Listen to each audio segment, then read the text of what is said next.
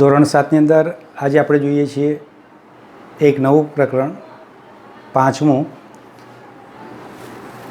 રેખા અને ખૂણા. અલગ અલગ જગ્યાએ તમે આકારો જોયા હશે, ટેબલની ધાર જોઈ હશે. તમે અલગ અલગ જગ્યાએ તમારા ઘરની અંદર પણ વાત હતી, આ કોર્નરમાં મૂકો. તો આવી ઘણી બધી વાતો, તમે હાથ ઊંચો કરો, આંગળી આમ રાખો, તો તમને અલગ અલગ પ્રકારના આકારો પૈકીના ભૂમિતિની અંદર ચોક્કસ રીતે બે મહત્ત્વની જે વાતો છે એમાં રેખા અને ખૂણા, આના વિશે આપણે આજે ભણવાનું છે. રેખાની આપણે વ્યાખ્યા આપી શકતા નથી, કારણ કે આ અનંત બિંદુઓનો આપણી ભાષામાં કહીએ તો એક સીધી રેખાની અંદર, એક સીધી લાઈનની અંદર આપણે ગોઠવણી હોય તેની કાલ્પનિક વાત એટલે રેખા છે. રેખાની વ્યાખ્યા શું? તો કે એને બતાવી દો કે આને રેખા કહેવાય, તો આને રેખા કહેવાય. ખૂણો કોને કહેવાય?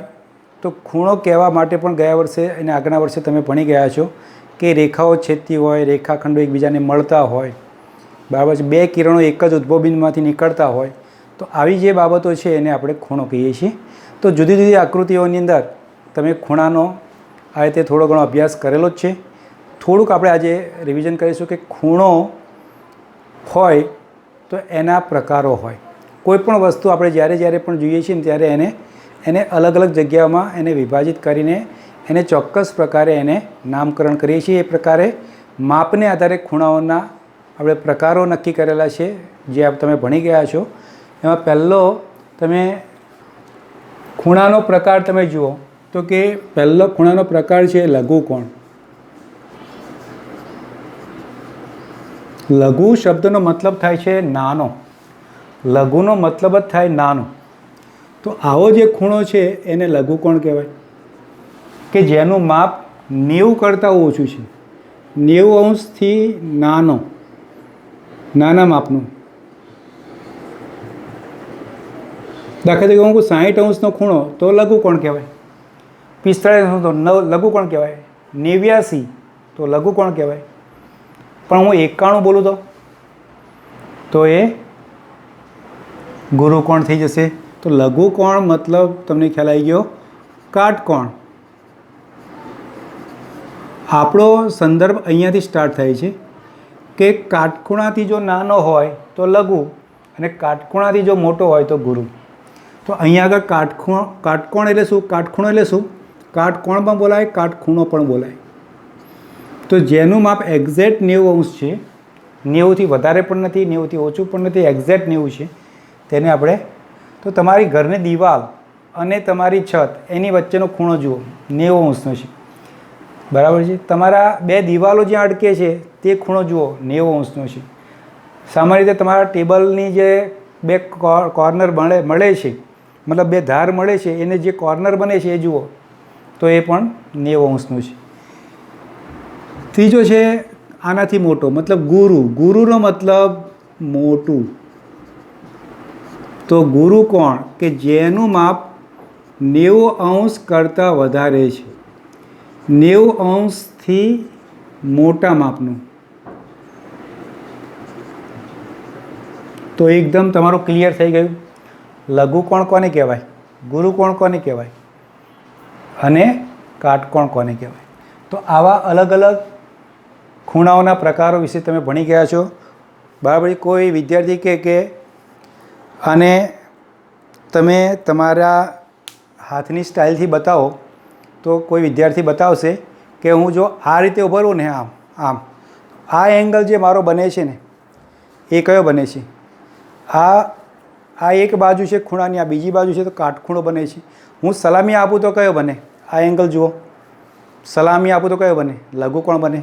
પણ હું જ્યારે કોઈ વસ્તુને નિર્દેશ કરીશ કે પેલું શું છે, તો આ ખૂણો તમે જુઓ, આ ખૂણો, તો એ ગુરુકોણ બનશે. આંગળીઓનો અભ્યાસ કરો. જો આમ તમે એક્ઝેક્ટ રાખશો તો 90 અંશ, આમ રાખશો તો કાતરની માફક રાખશો તો લઘુકોણ થશે, બરાબર છે. એટલે કે આમ રાખશો તો કાટકોણ, આમ રાખશો તો લઘુકોણ, અને આમ વાઇડ કરી નાખશો બહુ પહોળું તો ગુરુકોણ થશે. તો આવા આકારો તમે ઉપસાવી શકો છો. અલગ અલગ જગ્યાએ તમારા ઘરની અંદર કાતર હોય તો કાતરની અંદર પણ તમે આ રીતે ખોલજો, લઘુકોણ બનશે. તો આ રીતે તમારી પાસે સમજો કે આવી પેન છે તો તમે આમ કરો તો લઘુકોણ, આમ કરો તો કાટકોણ અને આમ કરો તો ગુરુકોણ. તો આવા ખૂણાના જે પ્રકારો છે. હવે તમને એમ કે વર્ગીકરણ કરો આપેલા ખૂણાઓના માપને આધારે લઘુકોણ, ગુરુકોણ અને કાટકોણમાં વર્ગીકરણ કરો તો તમે સહેલાઈથી કરી શકો છો. બરાબર છે. તો આ રીતે તમે પહેલાં આને સમજી લો. હવે આની સાથે આપણે અલગ અલગ સંબંધિત ખૂણાઓ એની વાત કરીએ. સંબંધિત ખૂણાઓ એટલે કે એક ખૂણાનો બીજા ખૂણા સાથેનો સંબંધ શું છે એને આપણે જરા જોઈ લઈએ. એ પણ તમે થોડો અભ્યાસ કરી ચૂક્યા છો. કોટિકોણ. કોટિકોણનો મતલબ જે બે ખૂણાના માપનો સરવાળો 90 અંશ થાય. દાખલા તરીકે મેં આ એક દોર્યો છે 60 અંશનો અને આ બીજો દોર્યો છે 30 અંશનો. તો આ બે ખૂણાના માપનો સરવાળો જ્યારે કેટલો થવો જોઈએ 90 અંશ થાય તો તેને કોટિકોણ કહેવાય. ફરીથી ખૂણાઓના માપનો સરવાળો 90 નહીં બોલવાનું. જે બે ખૂણાઓના માપનો સરવાળો 90 અંશ થાય તો તે એકબીજાના કોટિકોણ કહેવાય. આનો 60નો કોટિકોણ જણાવો એમ કહેતો તો તમારે 90માંથી 60 બાદ કરવાનો એટલે 30 મળશે જવાબ. તમને એમ કે 30નો કોટિકોણ જણાવો. 30ના કોટિકોણનું માપ શું થાય તો તમારે 30ના કીધું છે એટલે 90માંથી 30 બાદ કરી દેવાના. તમે કે કોટિકોણ જો સરખા માપના હોય તો દરેકનું માપ શું થાય તો કોટિકોણ જો સરખા માપના હોય તો દરેકનું માપ કેટલું થાય તો 90 અંશના અડધા અડધા કરી નાખો. હું એક્ઝેક્ટ આમ કરું તો તમે જોઈ શકો છો કે 45 થશે. તો અહીંયા આગળ 45 અંશનો એક ખૂણો અને બીજો પણ 45 અંશનો ખૂણો. તો આ બંને ખૂણા જ્યારે 45 અંશના થશે તો એ બંને સરખા માપના. તો સરખા માપના કોટિકોણનું મૂલ્ય કેટલું તો 45 અંશ. તો 45 અંશ કહેવાય. હું એમ કહું કે આને કોટિકોણ કહેવાય. એકનું માપ 50 અંશ છે અને બીજાનું માપ સમજી લો કે 60 અંશ છે. તો આ એકબીજાનો કોટિકોણ કહેવાય તો કે ન કહેવાય. બરાબર. એકનું માપ 37 અંશ છે અને બીજાનું માપ સમજી લો કે 33 અંશ છે તો આને કોટિકોણ કહેવાય ન કહેવાય. કેમ? આનો સરવાળો 90 થતો નથી, આનો સરવાળો પણ 90 થતો નથી. સમજો કે એકનું માપ 88 અંશ છે અને બીજાનું માપ 2 અંશ છે. આને કોટિકોણ કહેવાય? હા, આ કોટિકોણની જોડ છે. સંબંધિત ખૂણાનો મતલબ જોડી. કઈ જોડી? કોટિકોણ. કોટિકોણમાં બે ખૂણાની જોડી કે જે બે ખૂણાના માપનો સરવાળો 90 અંશ થાય. તો આ રીતે કોટિકોણ. એ રીતે પૂરક કોણ. પૂરક કોણનો મતલબ જે બે ખૂણાના માપનો સરવાળો 180 અંશ થાય. સમજો કે આ 120 છે અને આ 60 છે. તો આ બંને ખૂણાના માપનો સરવાળો તમે કરો તો 180 અંશ થાય છે. તો તેને પૂરક કોણ કહેવામાં આવે છે. સવાલ: 120 અંશના પૂરક કોણનું મૂલ્ય શું થાય, માપ શું થાય? તો તમે કહો 120નું કીધું ને તો 180માંથી 120ને બાદ કરો તો થાય 60 અંશ. ઊંધું. ચલો, 60 અંશના ખૂણાના પૂરક કોણનું માપ કેટલું થાય? તો તમે કહેશો 60ને 180માંથી બાદ કરી દો, 120 અંશ થાય. જો બંને સમાન હોય, બંને સરખા મૂલ્યના હોય તો દરેકનું માપ કેટલું થાય? તો 180ના 2 સરખા ભાગ કરી નાખો. 180ના 2 સરખા ભાગ કરો એટલે શું થાય? 90 અંશ થાય. બંને ખૂણા કાટખૂણા થાય. તો સમાન માપના પૂરક કોણનું દરેકનું મૂલ્ય કેટલું થાય? 90 અંશ. 90 અંશ બદલે બંને કાટખૂણા થાય. તો હવે તમે અહીંયા કહો કે આને પૂરક કોણ કહેવાય. 30 અંશ અને 150 અંશને પૂરક કોણની જોડ કહેવાય. આવા પૂરક કોણ હોઈ શકે આ માપના? તો કે આ સરવાળો કરો છે. સમજો કે 20 અંશ છે અને 170 અંશ છે. જોઈ લો તો સરવાળો કરી જુઓ 180 અંશ થાય છે તો કે ના, તો નથી પૂરક કોણ. સમજો કે કોઈ તમને કે 175 અંશ અને 5 અંશ થાય છે, સરવાળો 180 અંશ, તો હા થાય છે. તો પૂરક કોણની જોડ છે. તો આ રીતે તમે સંબંધિત ખૂણાઓ પૈકી કોટિકોણ અને પૂરક કોણ, ફરીથી બંનેમાં સામાન્ય તફાવત છે માપનો. અહીંયા 90 અંશ સરવાળો થાય છે, અહીંયા 180 અંશ. પણ આપણે જ્યારે પણ એની રજૂઆત કરીએ છીએ ત્યારે જે બે ખૂણાના માપનો સરવાળો એવું બોલીશું. ખૂણાઓના માપનો સરવાળો એવું નહીં બોલીએ. ખૂણાઓ તો 5, 10, 15 હોય, તો જે બે ખૂણાઓના માપનો સરવાળો 90 અંશ થાય તો એ કોટિકોણ કહેવાય.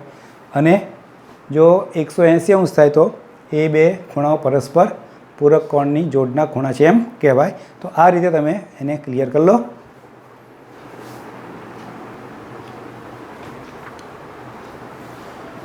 હવે મહત્ત્વની વાત, આસન્ન કોણ. આસન્ન મતલબ પાસેનો, એડજસન્ટ, પાસેનું.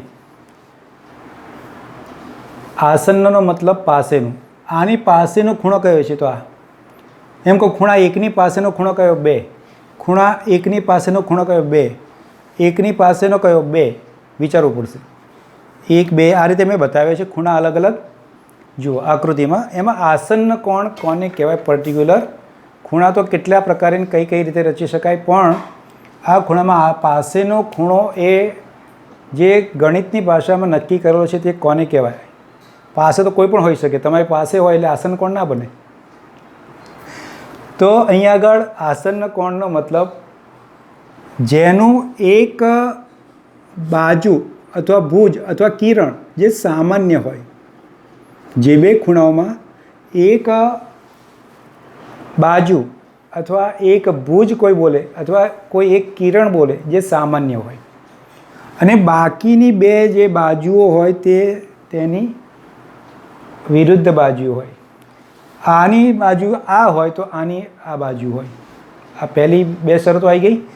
ત્રીજી બાબત, તેનું બિંદુ જે છે એ શિરોબિંદુ કોમન હોવું જોઈએ.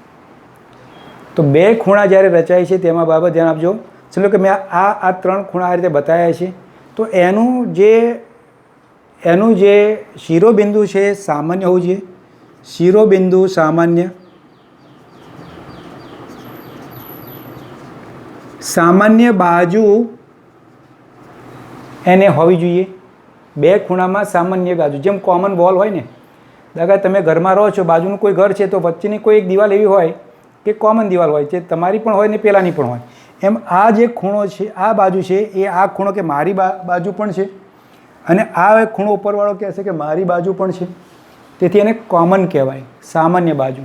અને સામાન્ય બાજુ સિવાયની જે બે બાજુઓ છે એ પરસ્પર એની વિરુદ્ધ બાજુઓ હોય. તો આવી 3 કન્ડિશન જ્યારે લાગે છે ત્યારે આપણે કહીએ કે તે આસન્ન કોણ છે. અને મહત્ત્વની વાત એક કે એમાં કોઈ પણ એક બિંદુ મૂકો. દાખલા મેં આ P બિંદુ મૂક્યું, તો આ P બિંદુ એ માત્ર એક જ ખૂણાનો ભાગ અંદરના ભાગમાં હોવું જોઈએ. દાખલા તરીકે મેં આ Q બિંદુ મૂક્યું, તો આ 2 નંબરના ખૂણાના અંદરના ભાગમાં હોવું જોઈએ.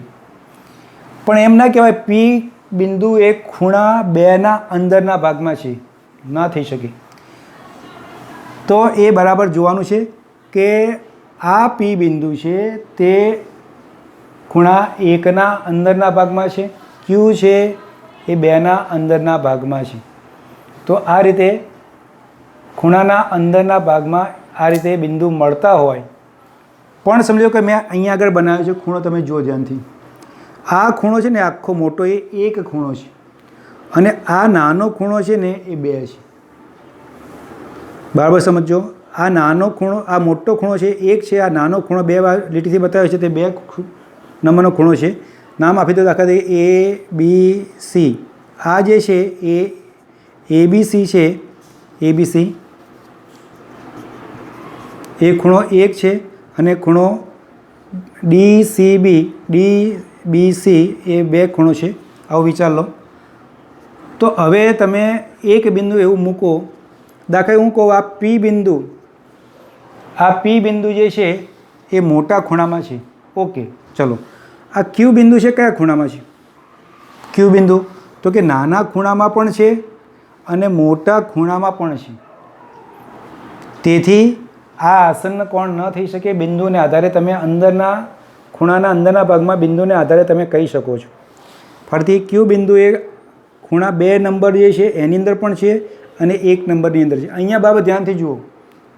તો આ રીતે બીજી વસ્તુ, અહીંયા આગળ તમારી જે કોમન બાજુ છે, આમાં કોમન બાજુ કઈ બોલાય છે? જો BC. BC મોટામાં પણ બોલાય છે, BC આ નાના ખૂણામાં પણ બોલાય છે. તો આ BC જો કોમન બાજુ હોય, સામાન્ય બાજુ હોય, તો બાકીની જ બાજુઓ છે ખૂણાની એ એક જ બાજુએ છે, એ પણ ચાલે નહીં, વિરુદ્ધ બાજુએ હોવી જોઈએ. તેથી આ પ્રકારનો ખૂણો જ આસનનો કોણ કહેવાય. ચલો આ આસનનો કોણ છે કે નહીં બોલો? હા, તો એ પહેલું જોવાનું શિરોબિંદુ ખૂણાનું સામાન્ય છે, કોમન છે. એક ભુજ છે જે બંનેની અંદર આવે છે, બાજુ બંનેની અંદર ગણાય છે. ઓકે, અહીંયા બિંદુઓ કંઈ પણ મૂકો તો પણ અલગ અલગ ગણાશે. ઓકે, અને તેથી આપણે એને આસન કોણ છે એમ કહીશું. ચલો આની અંદર આસન કોણ છે? દાખલા આ શિરોબિંદુ મેં મૂક્યું, આ શિરોબિંદુ જે છે એ આ ખૂણા માટેનું કોમન છે, એક જ છે. કોમન એટલે સામાન્ય, સેમ કોમન છે તો કે ના, તેથી આ આસન કોણ નથી. જોઈને ખબર પડી જાય. આ આસન કોણ છે તો કે નથી. આ આસન કોણ નથી. આ આસન કોણ છે? ચેક કરો. હા, આસન કોણ છે. કેમ? દાખલા તરીકે હું આ ભુજ લઉં, આ ભુજને હું વિચારું તો બાકીના બે ખૂણાઓ એ આપણી વ્યાખ્યા પ્રમાણે આપણી જે આસન કોણની સમજૂતી છે તે પ્રમાણે એકદમ પરફેક્ટ આવે છે. કારણ કે આ સામાન્ય ભુજ થાય તો બાકીના બે એ ભુજની સામસામેની બાજુએ આવેલા છે, વિરુદ્ધ બાજુએ આવેલા છે. હવે તમને સવાલ પૂછવામાં આવે કે અલગ અલગ પ્રકારનો કે આસન કોણો હોય તો એ બંને લઘુકોણો હોઈ શકે? તો કે હોઈ શકે. બંને કાટકોણ હોઈ શકે? તો કે હોઈ શકે. દાખલા તરીકે હું આમ કરું તો આસન કોણ છે એ કાટકોણ થઈ શકે છે, બરાબર છે. બંને ગુરુકોણ હોઈ શકે? તો હા હોઈ શકે. આ બંને ગુરુકોણ છે. એક લઘુકોણ અને એક ગુરુકોણ હોઈ શકે? હા, એક લઘુકોણ અને એક ગુરુકોણ હોઈ શકે. તો આ રીતે આસન કોણ અલગ અલગ પ્રકારે તમે એને વિચારો. પણ મહત્ત્વની વાત 3 બાબતો યાદ રાખવાની. કોમન શિરોબિંદુ, બીજી બાબત એની એક બાજુ કોમન હોય, અને ત્રીજી વાત એ કોમન બાજુની વિરુદ્ધ બાજુએ બાકીના બે બાજુઓ આવેલી હોવી જોઈએ. કોઈ એમ પૂછે કે આસન કોણ એ પૂરક કોણ બનાવી શકે? તો કે બનાવી શકે. કેમ? કારણ કે બે ખૂણાનો માપનો સરવાળો 180 થાય તો આસન કોણ પૂરક કોણ બને છે. બધા જ આસન કોણ પૂરક કોણ હોય? તો કે એવું કંઈ જરૂરી નહીં. બધા આસન કોણ થોડા પૂરક કોણ હોય એવું કંઈ જરૂરી નહીં. આસન કોણ કોટી કોણ બનાવી શકે? તો બનાવી શકે. આસન કોણ તો બે ખૂણા એવા બનાવો, દોરો. દાખલા આ મેં બે ખૂણા દોર્યા છે, આ ખૂણો હું દોરું છું, બરાબર, 90 અંશનો છે, પણ આમ કરી દઉં તો કે આ 45નો થયો. દાખલા તરીકે આ 45નો થયો.